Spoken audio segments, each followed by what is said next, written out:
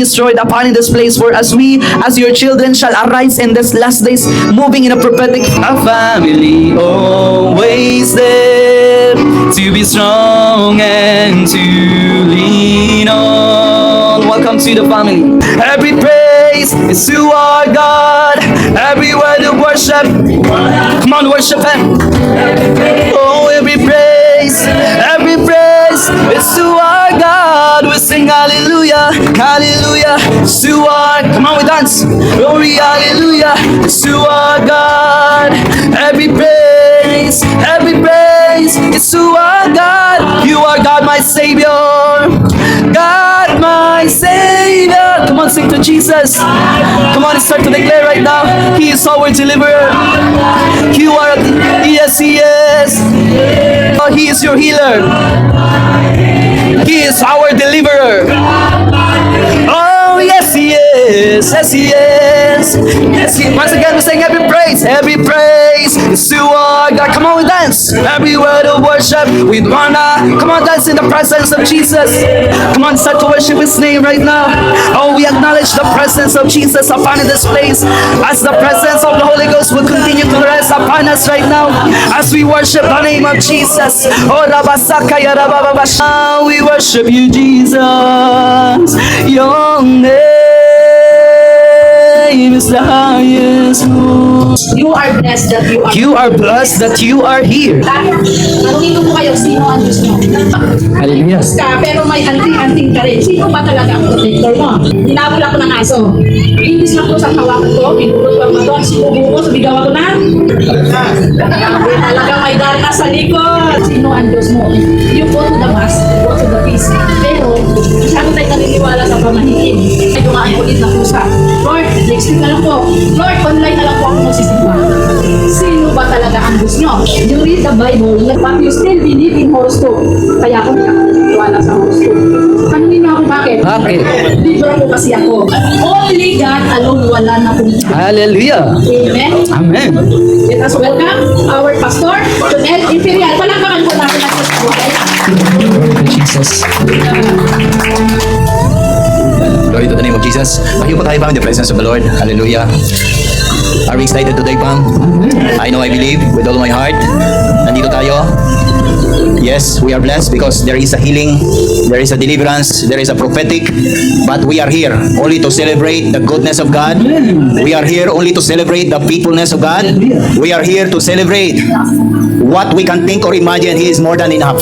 Amen. Lift up our hands for the Lord. Father, we thank you, O God, that all the sacrifices of your people, your love, your grace, endure it forever. Salamat po, Panginoon, dahil pinaranas mo sa amin the next level of our faith, that in the name of the Lord Jesus. Salamat sa iyong kadakilaan. Salamat sa iyong kadakilaan. Thank you for your forgiveness. For your forgiveness. As we forgive As we forgive those who sin against us, those who sin against us, cursing against us, cursing against us, because the vengeance is yours. the vengeance is yours. Thank you for today. Thank you for today. I already received my I portion. already received my portion. From glory to glory, From glory to glory. declaring by faith and by fire, By faith and by power. I am unbreakable, I am unbreakable. unreachable in the sight of my enemy. Signs of the enemy. In the name of Jesus. Hallelujah. The best clap that we can give to the Lord. Hallelujah. Sige po, Pam, pwede na tayo mo in the presence of the Lord. Hallelujah. The Bible says, this is the day that the Lord has made. Amen. At ito yung araw na kung saan, ito yung refreshment natin ng ating anointing.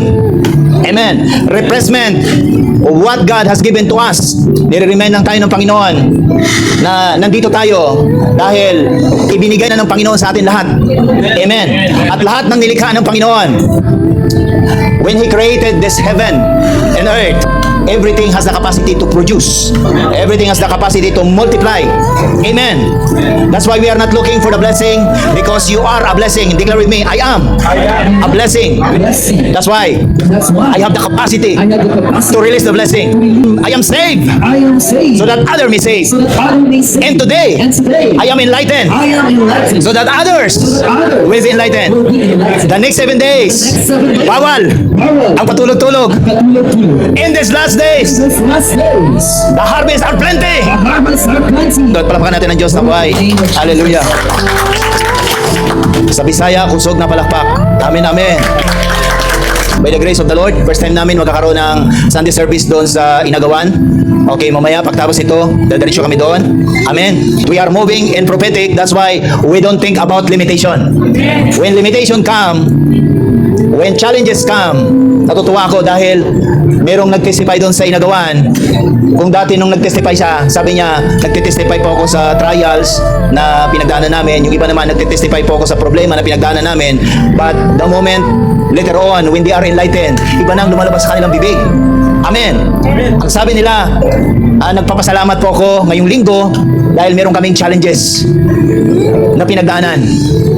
Iba yung understanding, iba yung perception kapag sinabi mong problema. Kapag nakapokus ka sa problema, nagmamagnify yung problema. Pero pag sinabi mong challenge, nasa-challenge ka talaga. Amen. Pero I tell you, because we are challenging, araw-araw, merong challenges. Habang kumakain ka, may binabayaran buwan-buwan, continuous ang challenges. Totoo hindi? Kaya bawal dito ang sumuko. Bawal ang susuko dito.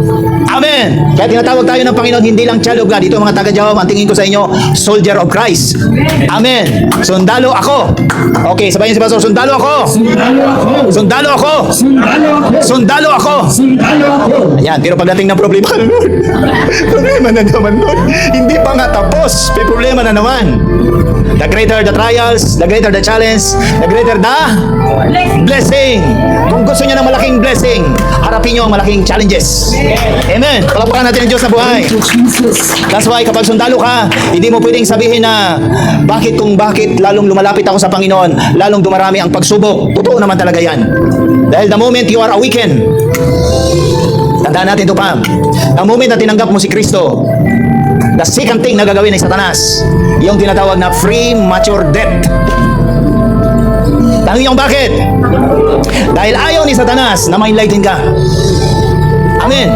Because the more you are enlightened, you are threat to the kingdom of darkness.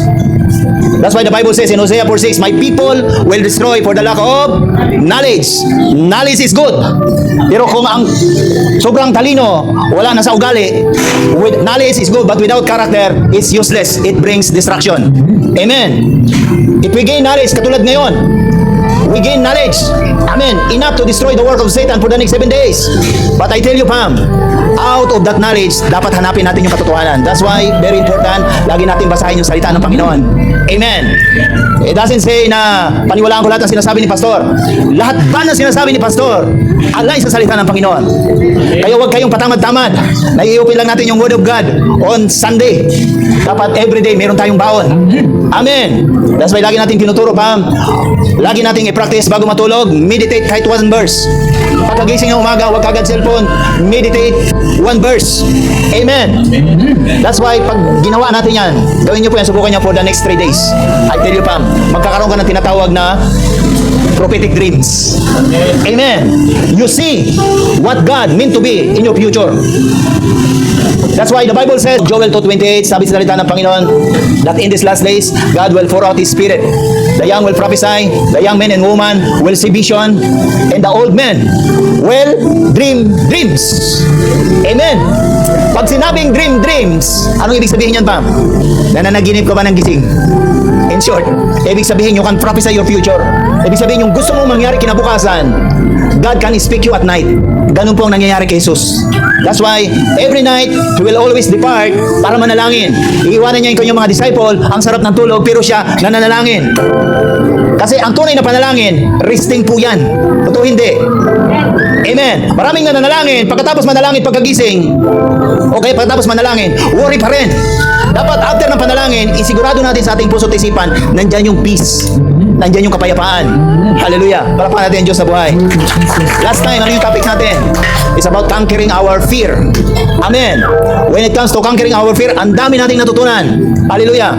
Ang tanong, nai-apply ba natin? There are 3 interpretations in the Word of God. First, when you read the Bible, this is what we call the literal interpretation. Malalaman mo yung istorya ng Bible, makikilala mo si Jesus, but the next level is yung parable interpretation, wherein si Jesus nagsasalita ng mga parable para doon sa mga hearers, yung mga nakikinig, maka-encounter sila ng revelation ng Panginoon. But there are third things. Ito yung tinatawag na actual. Amen. That's why the Word of God says in the book of Corinthians chapter 4 verse 20 that the kingdom of God is not about of word, but about with power. Amen. Declare with me, word and power. That's why we are here. Nandito tayo sa ministeryong ito by the grace of God upang yung salita ng Panginoon malakaran natin. I know, Pam, marami na tayong napakinggan. But by the grace of the Lord, parang laging may kulang. That's why kung mag-i-increase yung altar ng kaaway, hindi papayag ang Panginoon na yung kanyang mga anak mapag-iwanan. Amen. That's why it is the grace of God that in the year of 2020, for the very first time, nagkaroon tayo ng prophetic and apostolic ministry here in the Philippines. Amen, amen. Oh, it is an advantage lang. Bakit? Kung dati nanonood lang tayo, nakikita natin sa social media, bakit mayroong ginagamit ng Panginoon sa ibang bansa? May mga propeta na mga itim, may mga propeta na puti. Bakit hindi ba pwedeng magkaroon ng propeta na kayumanggi? Amen. And because we are moving in prophetic healing and deliverance, sinong nangangailangan ng sinong may nararamdaman? May sakit, karamdaman. Ayun nyo na mag-amin. Okay, na ganito na lang. Sino yung may kilala, may sakit, may karamdaman? Amen. Okay, wala rin kayo kilala. Hindi masyado. Hallelujah. At last point kami, first time? First time po, nanay? Wow, hallelujah. Sino po nag-invite sa inyo? Wow, hallelujah. Glory to the Lord. Pakpan natin ang Diyos na buhay. Don't you even know, every time na nag-share tayo, yan ang kalakasan na binibigay sa atin ng Panginoon. Amen. May nararamdaman po ba, nay? Balikat ko yung ganyan. Pero pag ganyan mo, Kailangan alalayan. Ilang years na po yan? 2 years na. Tingnan nyo po. Di ba? 2 years na nahihirapan. Tapos to the point minsan, nasa mindset natin na para bang normal na lang ba? Nakasanayan na natin. Totoo hindi. Di ba? Katulad yung isang pamilya natin kahapon, yung may sinerbisan tayo. 15 years po, sumasakit yung dito niya. But in just a matter of laying hands, by the grace of the Lord, it's not about the laying hands. It's about the faith that is within you. Amen. That's why sinabi ng Panginoon sa 12 years ng dinudugo. I know, you know that story. Paulit-ulit ang sinasabi yan. Anong sabi ng Panginoon sa kanya? Pinagaling ka ng iyong pananampalataya. Hindi nga sinabi niya, pinagaling ka ng Diyos. Sometimes, God used my faith. Pero pag nakikita ng Panginoon, nandyan yung faith mo, nakikita ng Panginoon yung faith mo, ayan, gagamitin ko yung faith mo, anak. Amen. Do you believe, Nay? Amen. May tataas mo na hindi mo na iaalalayan to. Hallelujah. Amen. Okay, in just a matter of 15 minutes, after this, ikaw yung una makakatanggap ng milagro. Thank you, Jesus. Amen. Palakpakan natin ang Diyos sa buhay. Hallelujah. Hallelujah. That's why, in these last days, bawal yung matakot. Amen. Yung topic natin last time, ang dami nating natutunan bakit natatakot ang tao. Di ba? Unang-una, because we are lack of words. Ang words na lumalabas sa atin, words ng mundong ito. Di ba? Kaya pag minararamdaman ka, ano nang nasa isip? Ayan, doktor. Check up. Okay lang, may pang-check up, di ba? Albularyo, ano pa? Ngayon, babaguhin natin. Kung ang doktor nagbibigay ng maintenance, papalitan natin yung maintenance na yon. Anong maintenance ang ipapalit natin? Pagsamba. Hallelujah. Hallelujah. Ano pa? Panalangin. Yes. Hallelujah. Yan ang maintenance natin ngayon. Ano pa? Anointing water. Saan ka nakakita? Si Pastor, by the grace of the Lord, simula po naging jawm ako. Magto 2 years na po. More than 2 years na, by the grace of the Lord. Wala na pong maintenance. Amen. Kung nagawa ni Pastor, magagawa nyo rin po yun. Dahil natin naman, wala naman talagang maintenance. Pero kung naka-mindset sa atin, yung gamot, di ba? Subukan mong may nararamdaman ka. Punta ka sa ospital. Paglabas mo, yung doktor, naging propeta na. Bakit? Kasi yung sinabi ng doktor, susundin mo na. Kaya, that in these last days,